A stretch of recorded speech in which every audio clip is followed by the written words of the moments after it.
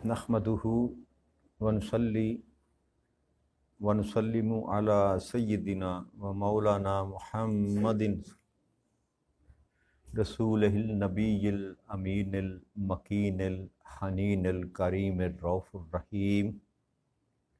अम्मा बअद फ़ऊज़ु बिल्लाहि मिनश शैतानिर रजीम। बिस्मिल्लाहिर रहमानिर रहीम। वाजिबुल एहतराम साथियों, अल्लाह ताला का बेपनाह लुत्फ़ व करम और उसका एहसान अज़ीम है कि जिसकी तौफ़ीक से हम उसके ज़िक्र के लिए उसके घर में जमा हैं। आज हम अल्लाह की तौफ़ीक से सूरा अत-तौबा की आयत नंबर 36 से अपने सबक का आगाज़ कर रहे हैं। अल्लाह करीम ने इरशाद फरमाया, इन्ना इद्दतल शहूर इंदल्लाहि सना अशरा शहरों फी किताबिल्लाह यौमा खलक़स समावाति वल अर्दा मिन्हा अर्बअतुन खुरुम ज़ालिकद्दीनुल क़य्यिम फला तज़लिमू फ़ीहिन्ना अनफुसकुम वक़ातिलुल मुशरिकीन काफ़तन कमा युक़ातिलूनकुम काफ़ा वअलमू अन्नल्लाह मअल मुत्तक़ीन। कि बेशक अल्लाह के नज़दीक महीनों की गिनती अल्लाह की किताब में 12 महीने हैं। जिस दिन से उसने आसमानों और ज़मीनों को पैदा फरमाया था, इनमें से 4 महीने हुर्मत वाले हैं। यही सीधा हिसाब है। सो तुम इन महीनों में अपनी जानों पर जुल्म न करना और तुम तमाम मुशरिकीन से इसी तरह जवाबी जंग किया करो जिस तरह वो तुम सब पर जंग मुसल्लत करते हैं, और जान लो कि बेशक अल्लाह परहेज़गारों के साथ है। इस आया मुबारका में अल्लाह करीम ने इस बात की वजाहत की कि वो रब जिसने कायनात को जब बनाया तो इस निज़ाम को तख्लीक करते हुए रब करीम ने इसके वक़्त को भी तकसीम किया। और अल्लाह फरमा रहा है कि मेरे इस निज़ाम में दिन और रात का जो निज़ाम है, इसमें 12 महीने, और उन 12 महीनों में 4 महीने अल्लाह करीम ने हुर्मत वाले करार दिए, जिसमें ज़िलक़द है, ज़िलहज्जा है, मुहर्रम है और रजब है। ये 4 महीने जो हैं, ये तमाम उम्मतों में, यानी कि जब अल्लाह करीम ने कायनात को तख्लीक फरमाया और ये 12 महीने बनाए, उसी दिन से ही ये 4 महीने अल्लाह करीम ने इनको हुर्मत अता फरमाई और हुक्म ये फरमाया कि इन महीनों में तुम अपनी जानों पर जुल्म ना करना। तो पहली बात तो अल्लाह करीम ने ये बताई कि अल्लाह के यहाँ जो है ये महीनों का हिसाब किताब जो है 12 महीने। और याद रखिएगा, जो शरीयत के जितने भी अहकामात हैं, जितने मामलात हैं, वो सारे के सारे इसी निज़ाम के ताबे हैं। यानी कि एक महीना हमारा बकरमी जिसको कहते हैं सा होता है, जिसमें सावन भादों ये वो निज़ाम, एक ईसवी कैलेंडर हमारा चलता है, ईसा अलैहिस्सलाम के साथ मंसूब है, जनवरी फरवरी मार्च अप्रैल। हमारे जितने भी मामलात हैं दीन के, वो उन महीनों के मुताबिक नहीं चलते। हमारे सारे मामलात उन महीनों के मुताबिक चलते हैं जो अल्लाह करीम ने मुकर्रर किए थे। ये हज जो है ना, जो हम करने जाते हैं, जिसको अल्लाह तौफीक देता है, ये तमाम उम्मतों पर फर्ज था, लेकिन उसके तरीक़ाकार में फ़र्क था। जो तरीक़ा अल्लाह करीम ने हमें दिया, ये इससे कबल ना था, क्योंकि इब्राहिम अलैहिस्सलाम के वक़्त में तो मुकाम इब्राहिम मौजूद ना था, सफ़ा और मरवा मौजूद ना था, लेकिन हज के लिए लोग आया करते थे। इसी खाना काबा का तवाफ़ किया जाता था। जब पहली दफ़ा अल्लाह ने तख्लीक किया और बैतुल ममूर पर जब बनाया तो वहाँ फरिश्तों ने तवाफ़ किया। ज़मीन पर बनाया तो यहाँ पर भी इसका आदम अलैहिस्सलाम से लेकर आज के दिन तक इसी काबा का तवाफ़ किया जाता है। और हज साल के जो 10 ज़िल हज का दिन होता है, 9 और 10, वो हज के आयाम है शुरू से, पहले दिन से। तो अल्लाह ये फरमा रहा है कि मेरे नज़दीक तो ये 4 महीने, ये 12 महीने। तो लिहाजा ये बात क्लियर होगी कि हमारे दीन के जितने मामलात हैं, हम उनको किसी और महीने की तारीख के साथ मंसूब नहीं कर सकते। जो अल्लाह करीम ने कैलेंडर दिया اور پھر ہمارے جو مہینے 12 مہینے ہیں ان کا حساب و کتاب چاند اور سورج کے ساتھ چلتا ہے.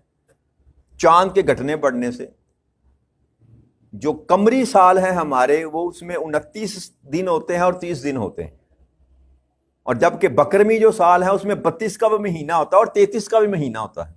اور اسی طرح عیسوی سال جو ہے اس میں 29 کا مہینہ بھی ہے, 28 کا مہینہ بھی ہے, 30 کا مہینہ بھی ہے اور 31 کا مہینہ بھی ہے. لیکن اسلامی کیلنڈر میں 2 ہی تاریخیں ملتی ہیں مہینے کی, یا چاند 29 کا ہوگا یا چاند 30 کا ہوگا. تو یہ بات کلیئر ہوگی کہ اللہ کے ہاں اللہ فرما رہا ہے میرے ہاں تو یہ 12 مہینے ہیں, اور ہمارا سارا حساب و کتاب جو ہے وہ اسی کے ساتھ چلتا ہے. سورہ یونس میں اللہ کے ارشاد فرمایا تھا نا کہ وہی ہے جس نے سورج کو روشنی دینے والا بنایا اور چاند کو روشن کیا اور اس کی منزلیں طے کی تاکہ تم برسوں کی گنتی کا حساب لگا سکو. تو یہ جو چاند کا بڑھنا اور گھٹنا ہے یہ اللہ کریم کی طرف سے یہ نظام قائم کیا گیا, ورنہ جیسے سورج چمکتا ہے وہ سارے کا سارا نظر آتا ہے. اگر اللہ چاہتا تو رات کو چاند بھی پورے کا پورا چمکتا نظر آتا, لیکن اللہ نے ایک سسٹم بنایا کہ چاند جو ہے وہ پہلی رات کو ہلال کی شکل میں آتا ہے, پھر اس کے بعد بڑھنا شروع کرتا ہے, پھر 13-14 تاریخ تک بڑھتا رہتا ہے, پھر اس کے بعد ایک دن قیام کرتا ہے, پھر گھٹنا شروع کر دیتا ہے.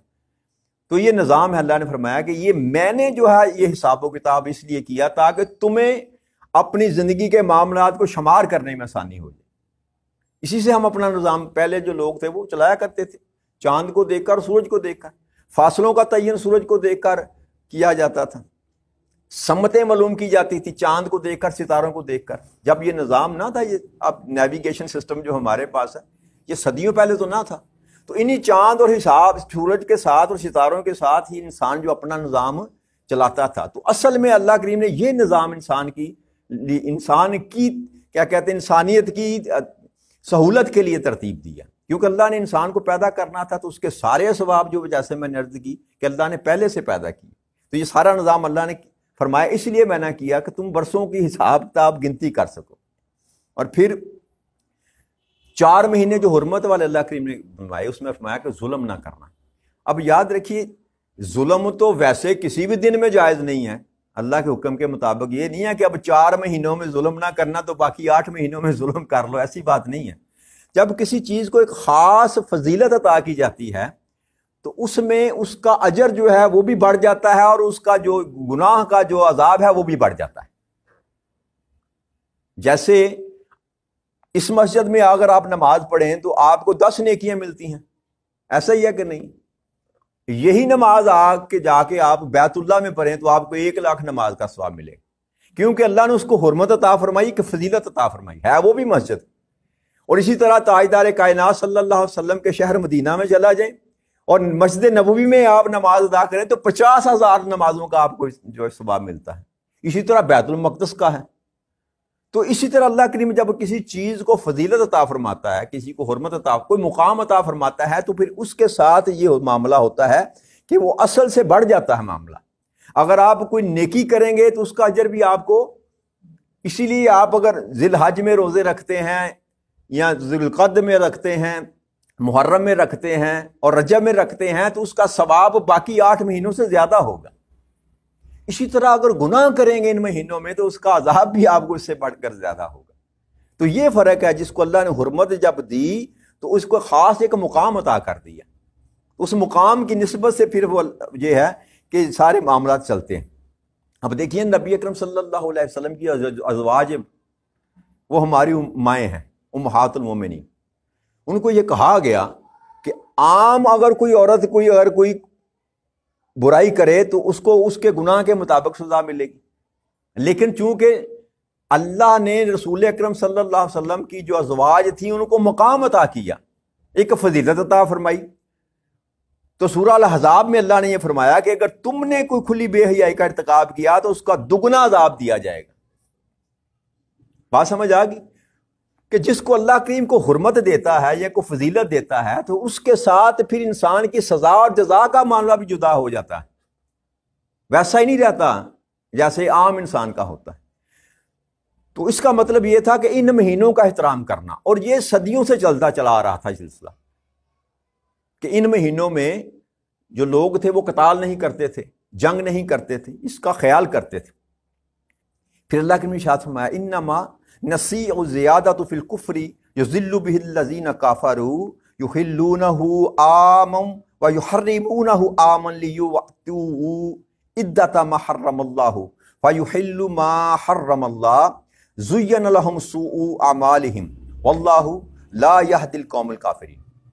और हुर्मत वाले महीनों को आगे पीछे हटा देना जो है ये कुफर है। इससे वो काफिर लोग बहकाए जाते हैं जो उसे एक साल हलाल गर्दानते हैं और दूसरे साल उसे हराम ठहरा लेते हैं ताकि शुमार पूरा कर दें। जिन्हें अल्लाह ने हुर्मत बख्शी है उस महीने को हलाल कर दें और जिससे अल्लाह ने हराम फरमाया है उनको बुरे अमाल उनको खुशनुमा बना दें। और अल्लाह काफिरों के ग्रोह को हदायत नहीं फरमाता। तो ये एक और कुफार और मुशरिकीन के अंदर ये चालाकी वो करते थे कि अगर किसी के साथ जंग करने का मामला मुहर्रम के महीने में आ जाता, यानी कि 2 महीने 3 महीने इकट्ठे थे ना, ज़िकात ज़िलहज और मुहर्रम 3 महीने मुतवातर हुर्मत वाले थे, तो बेसब्रे हो जाते। तो जैसे हज गुजरता और किसी के साथ को मामला करना होता तो मुहर्रम को मुअख्खर कर देते, कहते कि इस साल जो है ना हुर्मत वाला महीना सफर का होगा। अपने ताई मुहर्रम की हुर्मत खत्म करके तो सफर को हुर्मत वाला महीना बना देते। ये उन्होंने तरीका जो था ये अडाप्ट, उसका जवाब अल्लाह दे रहा है कि ये महज कुफर में ज्यादती है।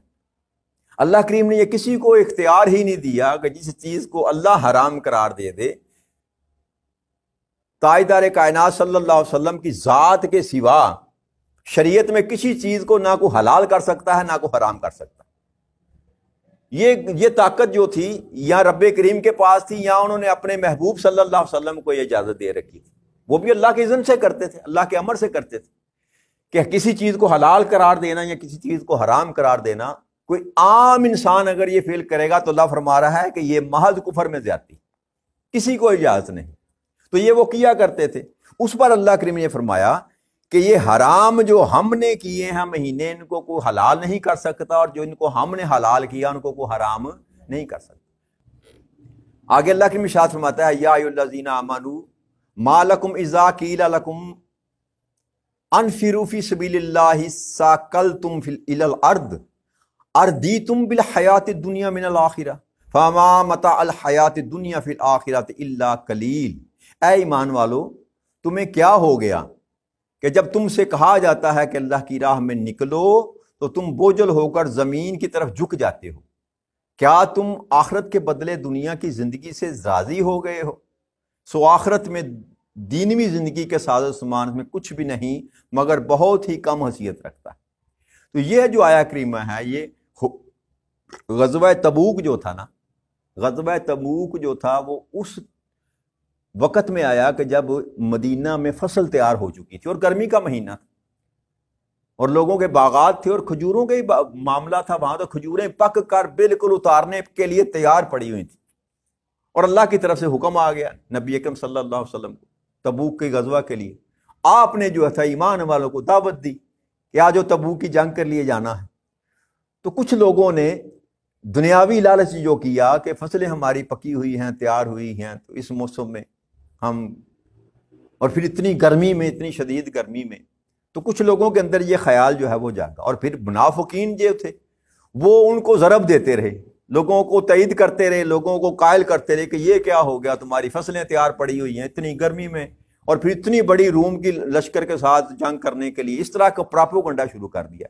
नबी अकरम सल्लल्लाहु अलैहि वसल्लम को जब पता चला कि सुहैलम नामी के यहूदी के घर में मुनाफिकीन जो है वो इकट्ठे होते हैं और ईमान वालों को बरगलाते हैं, तो हजरत तलहा बिन उबैदुल्लाह रज़ी अल्लाह तआला अन्हु को नबी अकरम सल्लल्लाहु अलैहि वसल्लम ने हुक्म दिया कि अपने साथ चंद साथियों को लो और जाकर सुहैलम के घर को आग लगा दो।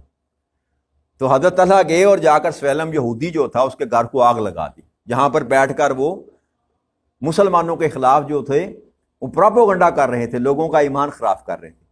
तो इस तरह वो जो था ना, नबी अकरम सल्लल्लाहु अलैहि वसल्लम ने फिर लोगों को इकट्ठा किया और फिर कायल करने के लिए आप नबी अकरम सल्लल्लाहु अलैहि वसल्लम ने लोगों को जंग के लिए, तैयारी के लिए बताना शुरू कर दिया, कहना शुरू कर दिया। और वही वाकया जो मैंने पहले अर्ज की थी हज़रत सुमान गनी रजी अल्लाह तआला अन्हु का, कि आपने पहले 100 ऊँट कहा कि मैं देता हूँ सामान के समेत, फिर कहा 100 ऊँट और देता हूँ, फिर फरमाया 100 ऊँट और देता हूँ। और फिर एक और रवायत में आता है कि 1000 दिनार जो थे سونے کے، سرخ سونے کے، وہ آپ نے نبی اکرم صلی اللہ علیہ وسلم کی بارگاہ اقدس میں وہ پیش کیے غزوہ تبوک کے لیے۔ تو یہ غزوہ تبوک پر اللہ کریم نے حکم دیا، اور یہ یاد رکھیے اے ایمان والو، اللہ نے ساروں کو خطاب کیا، لیکن سارے وہاں پر ایسے نہ تھے، چند لوگ تھے جن کے اندر، اور کچھ میں ایسے بھی تھے جن کے اندر یہ بات نہ تھی کہ ہم نے جنگ پہ جانا نہیں۔ ان کے ذہن میں یہ گمان آیا کہ چلو یہ بڑا لمبا سفر ہے تو ہم کچھ دن رک جاتے ہیں، اپنا ساز و سامان اکٹھا کر کے سنبھال کر اپنا، تو پیچھے سے جو ہے وہ ساتھ مل جائیں گے۔ اور چند صحابہ جو تھے جن کے متعلق پھر آگے آئے گا ذکر، کہ جن کی توبہ اللہ کریم نے قبول کی، اسی لیے اس سورہ کا نام سورہ توبہ رکھا گیا ہے۔ تو چند صحابہ تھے، زیادہ تعداد نہ تھی۔ 30,000 کا لشکر لے کر نبی اکرم صلی اللہ علیہ وسلم وہاں سے روانہ ہوئے۔ تو یہ ایمان والوں کہنے کا مطلب یہ نہیں تھا کہ سارے ایمان والے تھے۔ تو اللہ نے یہ بات سمجھائی کہ تمہیں کیا، جب تمہیں کہا جاتا ہے جہاد کے لیے تو پھر تمہاری ذہن کے اندر کوئی بھی خیال نہیں آنا چاہیے۔ اللہ کے حکم کے آگے انسان کو سرنڈر کر دینا چاہیے، میں کہوں یا میرا محبوب کہے۔ جب بھی تمہیں پکارا جائے تو لبیک کہتے ہوئے اللہ کی بارگاہ میں، اللہ کے رسول کی بارگاہ میں حاضر ہو جایا کرو۔ تو اللہ نے فرمایا تمہیں کیا ہو گیا؟ کیا تم آخرت کے بدلے میں اس دنیا کی زندگی پر راضی ہو گئے؟ اس دنیا کی، کل ہم نے اسی پر ذکر کیا، کل آخرت کی اور دنیا کی زندگی پر کل ہم نے مفصل گفتگو کی تھی کہ دنیا اور آخرت کا تو میل ہی کوئی نہیں۔ دنیا کی زندگی کیا معنی رکھتی ہے؟ اصل زندگی تو وہ ہے جو آخرت میں انسان کو میسر آنی ہے۔ تو اللہ نے فرمایا کہ تم نے کیا اس کو زیادہ اس پر راضی، جو تمہیں دنیا مل گئی بس اس پر راضی ہو گئے؟ تو یاد رکھو اس کا جو معاملہ ہے اس زندگی کے سامنے اس کی کوئی حیثیت ہی نہیں ہے، مگر تھوڑی سی، الا قلیل، بہت ہی تھوڑی حیثیت ہے اس کی۔ یعنی کہ سمندر میں قطرے کے برابر کی اگر آپ کہنا چاہیں تو یہ بھی توازن اس زندگی کا اس زندگی کے ساتھ کیوں؟ اس لیے کہ اس نے ختم ہو جانا ہے، اور وہ زندگی ایسی ہے جس نے کبھی ختم ہی نہیں ہونا، لیکن یہ تو موازنہ کیا ہی نہیں جا سکتا۔ اللہ کریم نے یہاں پر کوئی عدد نہیں دیا، فرمایا الا قلیل، بس تھوڑی سی حیثیت ہے۔ کتنی ہے؟ جو کسی شمار میں نہیں آ سکتی۔ تو یہ باور کرایا جا رہا ہے کہ آخرت کی زندگی کے بدلے میں دنیا کی زندگی کا چناؤ جو ہے یہ کہیں سے بھی عقل مندی والا معاملہ نہیں ہے۔ تو آج یہی بات کو ختم کرتے ہیں، انشاءاللہ اللہ نے چاہا تو کل اس سے آگے بڑھیں گے۔ وما علینا الا البلاغ المبین۔ والسلام علیکم ورحمۃ اللہ وبرکاتہ۔